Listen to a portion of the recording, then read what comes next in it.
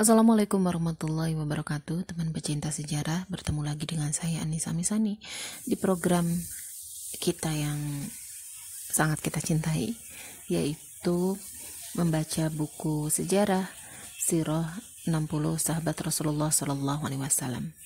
Hari ini kita masuk ke sahabat yang ke-19, yaitu Zaid bin Harithah, sahabat yang cukup terkenal ya, dan kita kenal tentu saja. Tidak berlama-lama, teman pecinta sejarah, selamat menyimak. Zaid bin Harithah, tidak ada orang yang lebih dicintai selain Rasulullah. Rasulullah Shallallahu Alaihi Wasallam berdiri melepas keberangkatan pasukan Islam menuju medan perang Mu'tah melawan pasukan Romawi. Beliau mengumumkan 3 nama pemimpin pasukan. Yang akan memimpin kalian adalah Zaid bin Harithah. Jika ia gugur, pemimpin akan diambil alih oleh Ja'far bin Abi Thalib.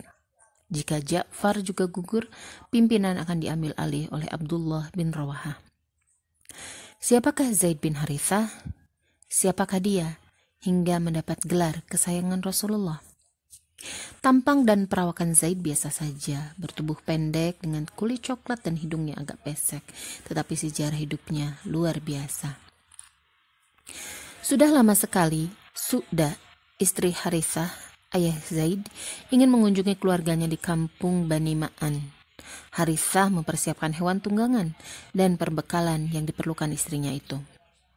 Harithah mengantar sang istri dan Zaid kecil yang masih dalam gendongan ke rombongan yang akan berangkat. Setiap kali ingin mengucapkan selamat jalan, ada rasa rindu yang menggelayut, sehingga ia terpaksa mengikuti istri dan anak yang sudah mulai berangkat dengan rombongan itu. Rombongan pun terus berjalan, semakin jauh, dan tibalah waktunya bagi Harithah untuk mengucapkan selamat jalan kepada istri dan anaknya. Ia tidak bisa menahan air mata yang terus berderai. Lama ia terpaku di tempatnya berdiri, hingga rombongan itu hilang dari pandangan. Ia merasa hatinya tercerabut dari rongga dadanya. Ia seakan ikut dalam rombongan itu. Su'da berada di kampung Bani Ma'an cukup lama. Suatu hari, kampung Bani Ma'an dikejutkan oleh serangan kabilah lain yang menjadi musuh Bani Ma'an. Bani Ma'an mengalami kekalahan. Tidak sedikit penduduk yang menjadi tawanan, termasuk Zaid yang masih kecil. Su'da kembali ke suaminya seorang diri. Mendengar kejadian yang menimpa anaknya, Harithah langsung pingsan. Harithah mulai berkelana mencari anaknya. Setiap kampung, kabilah, atau rombongan yang ia temui, pasti menjadi tempatnya bertanya. Untuk menghibur diri, ia menyenandungkan syair-syair gubahannya dengan perasaan gundah gulana. Karena Zaid, berderailah air mata. Namun aku tak tahu bagaimana kabarnya. Hidup dan menjadi asa, atau mati menemui ajalnya. Demi Tuhan aku tak tahu. Aku hanya bertanya, di lembahkah ia celaka atau di bukit ia binasa? Dikala matahari terbit, ku terkenang kepadanya. Bila surya terbenam, ingatan kembali menjelma. Tiupan angin membangkitkan kerinduan pula. Wahai, alangkah lamanya aku menderita dan merana. Perbudakan sudah berabad-abad dianggap sebagai satu kondisi sosial yang menjadi kebutuhan. Itulah yang terjadi di Yunani, bahkan pada masa kejayaan dan kemajuannya. Begitu juga yang terjadi di Romawi. Pendeknya, itulah yang terjadi di seantero dunia, tidak terkecuali Jazirah Arab. Kabilah yang berhasil mengalahkan kabilah Bani Ma'an dan menawan sebagian penduduknya menjual tawanan itu di pasar Ukaz. Zaid kecil dibeli oleh Hakim bin Hizam. Di kemudian hari dihadiahkan kepada tantenya, yaitu Khadijah, yang saat itu sudah menjadi istri Muhammad bin Abdullah yang belum diangkat menjadi nabi. Namun sifat-sifat mulianya telah menunjukkan bahwa dia memang dipersiapkan untuk menjadi rasul. Khadijah memberikan Zaid kepada sang suami Muhammad sebagai hadiah. Muhammad menerimanya dengan senang hati. Seketika itu juga Zaid dibebaskan dari statusnya sebagai budak. Muhammad mengasuhnya dengan penuh kasih sayang dan kelembutan. Di satu musim haji, beberapa orang dari desa Harithah berjumpa dengan Zaid di Mekah. Mereka menyampaikan kerinduan ayah dan ibunya kepadanya. Zaid balik menyampaikan pesan salam rindu dan hormatnya kepada kedua orang tuanya. Ia berkata kepada orang-orang itu, "Tolong kabarkan kepada kedua orang tuaku bahwa aku di sini tinggal bersama seorang ayah yang paling mulia." Begitu Harithah mengetahui tempat anaknya berada, segera ia berangkat ke Mekah, ditemani seorang saudaranya. Di Mekah, keduanya langsung menanyakan rumah Muhammad Al-Amin. Setelah berhadapan muka dengan Muhammad SAW, Harithah berkata, "Wahai putra Abdul Muthalib, wahai putra dari pemimpin kaumnya, kalian penduduk tanah suci suka membebaskan orang tertindas dan suka memberi makan kepada para tawanan. Kami datang kepadamu untuk meminta anak kami.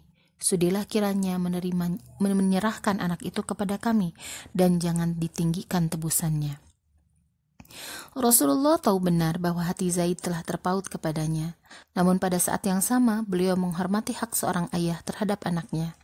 Maka Nabi berkata kepada Harithah, "Panggillah Zaid ke sini, suruh ia memilih sendiri. Seandainya dia memilih engkau, maka aku akan mengembalikan Zaid kepadamu tanpa tebusan. Sebaliknya, jika ia memilihku, maka demi Allah, aku tidak akan menyerahkan orang yang telah memilihku." Wajah Harithah bersinar. Ia tidak menyangka ada orang sepemurah itu. Ia berkata, "Engkau berlaku adil, bahkan lebih dari adil." Kemudian Nabi menyuruh seseorang untuk memanggil Zaid. Ketika Zaid tiba, beliau langsung bertanya, "Kamu mengenal mereka?" "Ya, aku kenal. Ini ayahku dan ini pamanku," jawab Zaid. Nabi mengulanginya lagi apa yang telah dikatakannya kepada Harithah, yaitu tentang kebebasan memilih bagi Zaid. Tanpa pikir panjang, Zaid berkata kepada Rasulullah, "Tidak ada orang pilihanku kecuali engkau. Engkau adalah ayah dan pamanku." Mendengar itu, kedua mata Rasul berlinang air mata, keharuan. Lalu beliau memegang tangan Zaid dan mengajaknya ke halaman Ka'bah, tempat orang-orang Quraisy sedang berkumpul, lalu berseru, "Saksikanlah bahwa mulai saat ini Zaid adalah anakku yang akan menjadi ahli warisku dan aku menjadi ahli warisnya." Harithah seakan-akan berada di awang-awang mendengar pernyataan itu. Ia sangat gembira. Bagaimana tidak, anaknya sekarang sudah terbebas dari status budak. Bahkan menjadi anak angkat dari laki-laki yang dijuluki kaum Quraisy sebagai orang yang jujur dan terpercaya, keturunan Bani Hashim, tumpuan penduduk Mekah. Harithah dan saudaranya pulang ke kampungnya dengan hati lega karena anaknya menjadi bangsawan kota Mekah dalam keadaan aman sentosa setelah sekian lama ia mencarinya. Rasulullah telah mengangkat Zaid sebagai anak, sehingga para penduduk Mekah hanya mengenal Zaid sebagai putra Muhammad. Waktu yang ditunggu-tunggu pun tiba. Di suatu hari yang cerah, seruan wahyu yang pertama datang kepada Muhammad. "Bacalah dengan menyebut nama Tuhanmu yang menciptakan. Dia telah menciptakan manusia dengan segumpal darah. Bacalah, dan Tuhanmu lah yang maha pemurah, yang mengajar manusia dengan perantaraan kalam. Dia mengajarkan kepada manusia apa yang tidak diketahuinya." Al-Alaq 1-5. Kemudian dilanjutkan wahyu-wahyu berikutnya.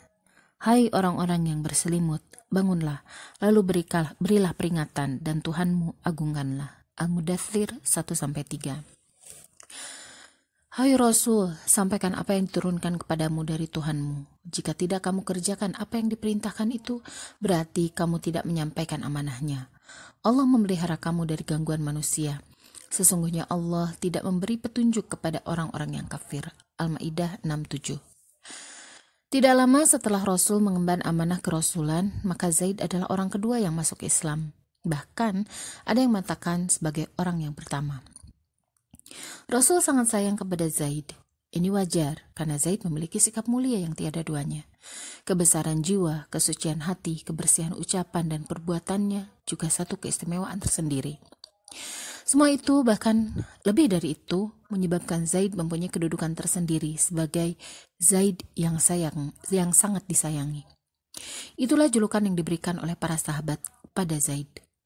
Ummul Mukminin Aisyah radhiyallahu anha pernah berkata, "Setiap kali Rasulullah menyertakan Zaid dalam satu pasukan perang, pasti beliau mengangkatnya sebagai pemimpin pasukan. Seandainya ia masih hidup setelah Rasul wafat, beliau pasti mengangkatnya sebagai khalifah." Sampai di tingkat inilah kedudukan Zaid di hati Rasulullah SAW. Siapakah sebenarnya Zaid ini? Seperti yang sudah dijelaskan, Zaid adalah anak kecil yang pernah menjadi tawanan, dijual sebagai budak, lalu dimerdekakan oleh Rasulullah. Tubuhnya pendek, berkulit coklat dan berhidung pesek, namun dialah laki-laki berhati lapang dan berjiwa besar. Karena itulah ia mendapat tempat tertinggi dalam dekapan Islam di hati Rasulullah Sallallahu Alaihi Wasallam. Karena Islam dan Rasulnya tidak sedikit pun mengistimewakan kebangsawanan dan bentuk lahiriah. Dalam pangkuan Islam, nama-nama seperti Bilal, Suhaib, Ammar, Khabbab, Usama, dan Zaid menjadi berkibar sebagai orang-orang soleh istimewa dan sebagai panglima perang. Islam meluruskan parameter kehidupan dengan firman Allah. Sesungguhnya yang paling mulia di antara kalian di sisi Allah adalah yang paling bertakwa. Al-Hujurat ayat 13. Islam sangat terbuka untuk pengembangan bakat dan kemampuan yang baik dan bersih. Rasulullah Shallallahu Alaihi Wasallam menikahkan Zaid dengan sepupu Rasul yang bernama Zainab. Namun kesediaan Zainab menikah dengan Zaid hanya karena malu menolak anjuran Rasulullah, padahal sebenarnya ia tidak suka pada Zaid. Akhirnya kehidupan rumah tangga mereka tidak bisa dipertahankan dan mereka bercerai. Rasulullah merasa ikut bertanggung jawab terhadap kondisi mereka karena beliaulah yang menjadi perantara pernikahan mereka. Maka Rasulullah meminang Zainab sebagai istri beliau dan menikahkan Zaid dengan Ummu Kulthum binti Uqbah. Orang-orang yang tidak suka dengan Rasulullah mulai menjadikan peristiwa ini sebagai gosip di Madinah. Bagaimana mungkin Muhammad menikahi bekas istri anaknya sendiri? Al-Quran menjawab tuduhan miring itu dengan firman Allah yang membedakan antara anak angkat dengan anak sendiri. Muhammad itu sekali-kali bukanlah ayah dari seorang laki-laki di antara kalian, tetapi dia adalah Rasulullah dan penutup para nabi. Al-Ahzab ayat 40. Dengan demikian, Zaid kembali dipanggil dengan namanya semula, yaitu Zaid bin Harithah. Sekarang lihatlah pasukan Islam yang berangkat ke pertempuran Jamuh. Panglimanya adalah Zaid bin Harithah. Perhatikan juga pasukan Islam yang bertempur di perang Torf, perang Isi, perang Hismi, dan peperangan lain. Panglimanya adalah Zaid bin Harithah. Begitulah seperti yang pernah kita dengar dari Ummul Mukminin Aisyah radhiyallahu anha. Setiap nabi menyertakan Zaid dalam satu pasukan, pasti ia yang diangkat jadi pemimpinnya. Akhirnya datanglah perang Mu'tah yang terkenal itu. Saat itu orang-orang Romawi dengan kerajaan mereka yang sudah renta mulai takut terhadap Islam. Bahkan mereka melihat Islam sebagai ancaman bagi eksistensi mereka, terutama di wilayah Syam yang merupakan wilayah jajahannya, yang berbatasan dengan negara-negara Islam yang sedang bergerak dengan semangat membara. Karena itulah orang-orang Romawi ingin menjadikan Syam sebagai batu loncatan untuk menaklukkan Jazirah Arab dan negeri-negeri Islam. Rasulullah membaca gelagat itu. Beliau memutuskan untuk mendahului mereka dengan serangan mendadak dan menyadarkan mereka akan kemampuan pasukan Islam untuk melawan. Pada bulan Jumadil Ula tahun ke-8 Hijriah, pasukan Islam bergerak ke Balqa di wilayah Syam. Di perbatasan Syam, mereka berhadapan dengan pasukan Romawi yang dipimpin oleh Heraklius yang dibantu oleh suku-suku pendatang yang tinggal di perbatasan. Pasukan Romawi mengambil tempat di suatu daerah yang bernama Masyarif, sedangkan pasukan Islam mengambil posisi di dekat wilayah Mu'tah. Lalu perang ini disebut Perang Mu'tah. Rasulullah benar-benar mengetahui pentingnya perang ini. Karena itu, beliau memilih 3 orang panglima dari mereka yang dikenal sebagai ahli ibadah di malam hari dan mujahid di siang hari. Dipilihlah 3 orang yang sudah menjual diri mereka untuk Allah. Keinginan dan cita-cita mereka hanya satu, yaitu syahid di medan perang agar bisa mendapatkan ridho Allah, lalu dapat melihat wajahnya. Mereka akan menjadi panglima perang secara berurutan: Zaid bin Harithah, Ja'far bin Abi Thalib, dan Abdullah bin Rawahah radhiyallahu anhum. Semoga Allah ridho kepada mereka dan menjadikan mereka ridho kepadanya. Juga semoga Allah meridhoi seluruh generasi sahabat. Begitulah seperti apa yang kita saksikan di permulaan cerita ini. Sewaktu pasukan hendak berangkat, Rasul berdiri di hadapan mereka dan berpesan, "Kalian harus tunduk kepada Zaid bin Harithah. Jika ia gugur, pimpinan diambil alih oleh Ja'far bin Abi Thalib. Dan jika Ja'far juga gugur, maka posisinya diganti oleh Abdullah bin Rawahah." Meskipun Ja'far bin Abi Thalib yang juga sepupu Rasul adalah orang yang paling dekat di hati Rasul, meskipun dia pemberani dari kalangan bangsawan, bahkan masih sepupu Rasulullah, namun Rasulullah tetap mengangkatnya sebagai panglima kedua yang akan menggantikan panglima pertama, yaitu Zaid, jika ia gugur. Seperti inilah Rasulullah mengukuhkan suatu prinsip bahwa Islam sebagai agama baru mengikis habis hubungan yang tidak baik dan menggantinya dengan hubungan yang didasari oleh nilai-nilai kemanusiaan yang sesungguhnya. Seolah-olah Rasul telah mengetahui perjalanan pertempuran yang akan berlangsung. Beliau menetapkan susunan panglimanya secara berurutan. Zaid, Ja'far, lalu Abdullah bin Rawaha. Ternyata ketiga panglima itu syahid secara berurutan di medan tempur itu. Ketika pasukan Islam mengetahui jumlah pasukan Romawi sekitar 200.000 tentara, suatu jumlah yang tidak mereka duga sama sekali. Mereka terkejut. Tetapi kapankah pertempuran yang didasari iman mempertimbangkan jumlah bilangan? Pasukan Islam terus maju tanpa gentar, tak peduli dan tak menghiraukan banyak jumlah pasukan. Di barisan paling depan terlihat panglima mereka, Zaid, menunggangi kuda dengan tangkasnya sambil memegang erat bendera pasukan. Ia berkelebat ke sana kemari di celah-celah desingan anak panah, ujung tombak dan pedang musuh. Ia tidak mencari kemenangan perang, tetapi lebih memilih surga yang dijanjikan bagi orang-orang yang syahid di medan perang. Di mata Zaid, yang tampak bukanlah padang pasir Balqa atau pasukan Romawi, tetapi taman-taman surga yang hijau berombak laksana kibaran bendera yang menyambutnya laksana pengantin baru. Ia ayunkan pedang dengan tangkas, namun bukan untuk membunuh musuh, tetapi untuk melapangkan jalannya menuju taman indah yang luas membentang, taman keabadian di sisi Tuhannya. Akhirnya Zaid mendapatkan impiannya. Ruhnya yang sedang terbang menuju surga itu tersenyum melihat raga yang ditinggalkannya. Raga itu tidak terbungkus sutra halus, namun terselimuti darah suci yang mengalir untuk memperjuangkan agama Allah. Senyumnya semakin merekah, penuh ketentraman, ketika melihat panglima kedua, Ja'far, melesat laksana anak panah lepas dari busurnya, menyambar bendera pasukan Islam sebelum menyentuh tanah. Radhiyallahu anhu, Zaid bin Harithah.